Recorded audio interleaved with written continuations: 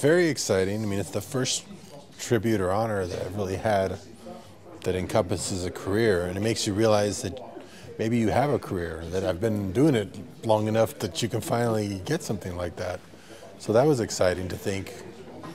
I am pretty young, so at first I thought, really? And then I thought, well, I guess I made my first film when I was 21, so I have been doing it for about 22, 23 years.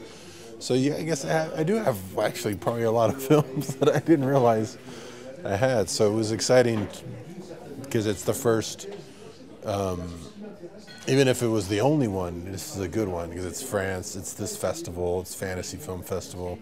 That means a lot to me because I always considered my films fantasies. That's what kind of ties them all together. They're all made up worlds and my own rules and my own characters, and just very invented cinema, very inventive type cinema is what I always was interested in making. I enjoy watching all kinds of movies, but when I have to make something, I like kind of having to put everything together from the world up, Because I go to festivals, but now for different reasons. I mean, when I went to the first film festivals, I was a filmmaker with a movie in the festival in competition or something. Now it's much more, if I go to a festival, it's to, present something, or I'm not there trying to break into the industry like most filmmakers are, presenting their films. So I don't know how much that has evolved. I know there's a lot more ways to get your film seen now than just by festivals. That's how it was. In the old days, if you wanted to get seen, you had to go to a festival. Now you can kind of get movies released different ways, but the prestige and the excitement of having audiences that really love films at a festival is still very much alive and coveted, and there seems to be new festivals popping up all the time, so I think it's still a very viable way to see films. And I think all the different reactions movies get are kind of a great barometer test. You always hear what people are interested in at a festival, what gets, it's kind of a good way because people are seeing a lot of films, and you can really tell which ones stand out in the group when you've been seeing them day in and day out for a whole, 3 or 4 days on. It's a good litmus test for a lot of these films to be in a festival, because if you rise to the top, even if an audience is tired from seeing so many films and they really enjoy your film, that means a lot, because it's not a casual viewer. You're talking about somebody who watches films regularly and they still think your movie stands above others. That's a really great sign for the filmmaker. In the movie industry, I don't think people really think of me that much, because the studios, they don't send me a lot of scripts. They would for a while, but then they realized he's just going to make his own. So when I showed interest in working with the studio, they would get excited because I knew I saved a lot of money. I could make movies that would attract a great cast. Those were all very big pluses. I mean, they saw me doing that on my own. But I think a lot of them kind of feel like, well, he doesn't really need us because he funds them himself, he gets them released somehow, gets a great cast somehow. Predators was different because I had already written that script years ago. And they asked me to direct it, and I couldn't because I was shooting something else. So they said, well, can you produce it for us? I said, sure. So I produced it, and that was a fun experience. I haven't found another project like that I really wanted to do. Usually if I really like a project, I want to direct it as well. It's hard to just go let someone else have all the fun. I don't know. I haven't found any of those yet, but maybe I'll do some more producing. There's not that many franchises that are left that haven't been done before. Whenever I go to a studio, say, what franchise do you have that you haven't done yet? And you look at the list and they're like, it's not that interesting. The best ones have kind of been taken up already. Movies are still viable, Television's a great way to get into some other types of storytelling. People still love movies. So this year alone, I'll be doing like 3 different movies, starting projects that are different from what I've ever done before: an animated film, science fiction film, and a fantasy film, pure fantasy film. So that's exciting, just to do something, completely different, but not so much. I mean, I'm still going to do it my way, but explore some other ways of working with the medium, and then also experimenting still with television. and another digital storytelling. I have always liked the moving very fast, and I was excited to explore television because I thought I could do it because I'm used to shooting fast on my movies. And then I did a TV series, and it's like, oh, this is how fast we're always moving on our movies, so it wasn't that much different. But we got a lot more done, you know, in the amount of time that you would shoot a film. We shot 10 episodes of a series.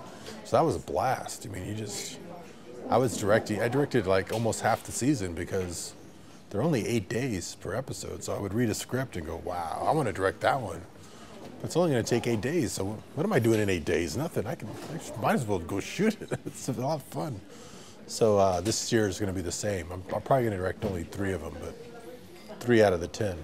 But it's fun making television because it's so fast. You know, you get an idea and you go, and you can create a series right out of nothing and put it on the air, and you know, it's faster than movies in that way.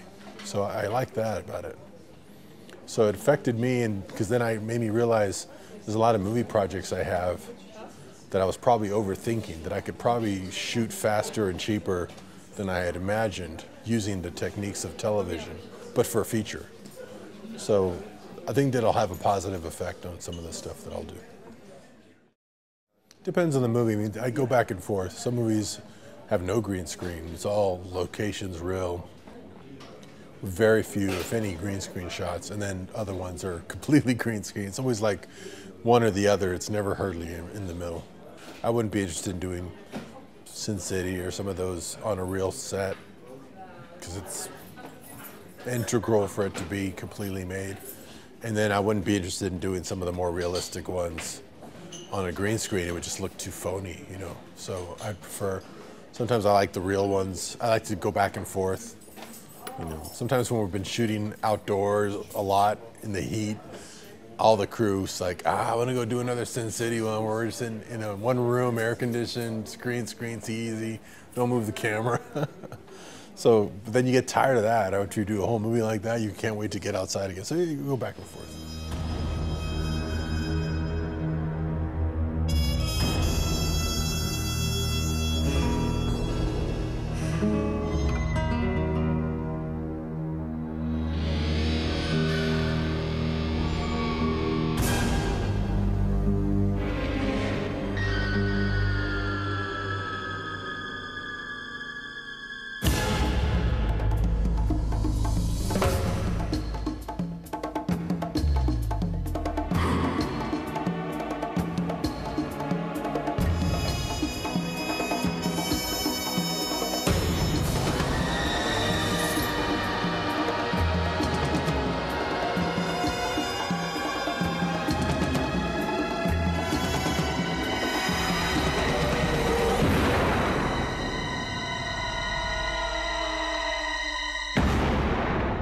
Mariachi.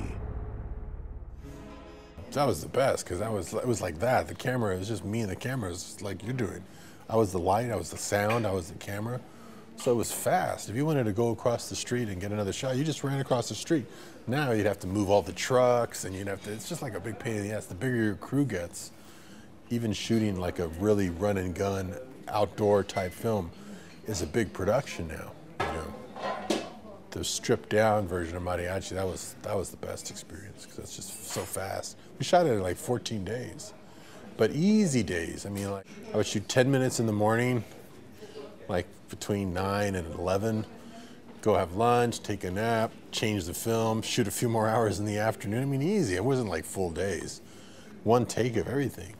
14 leisurely days. So it was really simple. So it's not like that anymore. Well, yeah, I miss that, but I don't know what I would go shoot. All the stories I came up with after that were just bigger stories. You know, I don't know if I would go back and do just a simple story like that again. Maybe in a couple of years, 25th anniversary or something, I'll go shoot another movie for $7,000 and compare it. Just by myself to see what it would be like. I saw recently an old movie I shot in high school when I was 16. And I could hear myself behind the camera. It was behind the scenes stuff. And I'm like directing, and I was like, oh my God, I still direct exactly the same way as when I was 16. I hadn't really changed at all. So I don't know if I've evolved that much. Kind of who you are, you know.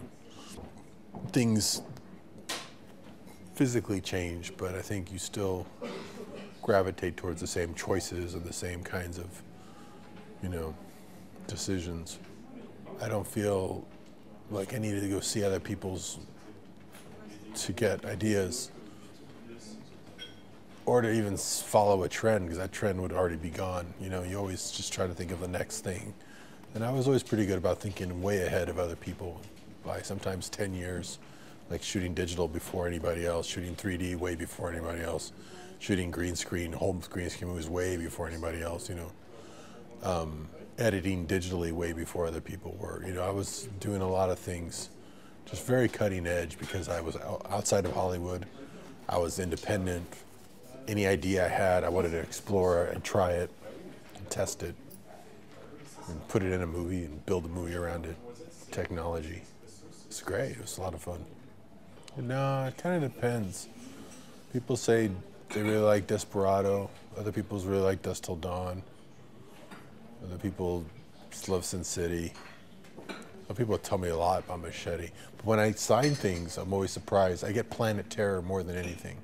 Planet Terror is the one people, for some reason, always want me to sign, like a DVD or a poster for. Like when I do the conventions where you sign, 90% of them are grindhouse stuff. It's pretty interesting. But it wasn't the most successful movie either. Got people kind of caught on to it later and kind of liked it. That's one of my favorites. Hey, what was the last one I even directed? I didn't have time to do it on Sin City 2. I did a green screen one where you see the movie in green screen again. That was fun. I liked it. I cut that together. I was just busy on another project at the same time. But what was before that? Machete. It wasn't really a need to do Machete because there weren't really any tricks that were new. It was really old school done, but that was the same thing. I was on another movie already and I just ran out of time. The windows when they release DVDs are so quick now. I hadn't done one in a while. Maybe the next film would be a little more, because those were all like, there were versions of, they would have been very similar to ones I had done before. They weren't really breaking any new ground, you know. They're funny, I forgot about that. I always did them 10 minutes because people don't watch those things that go on for hours. They're never going to watch it. If it's 10 minutes, they'll go, oh, okay, I'll watch that. You know, figure people have such short attention spans. Even I had a short attention span. I can't watch those. I buy the DVDs with those long documentaries. They're so boring. I'm just like, when it says 5 hours of extra content, I'm like, oh, I'm not going to watch that. Who's got that kind of time? Give me 10 minutes of good stuff. Cut out all the rest. Just give me the good stuff. That's what that's about.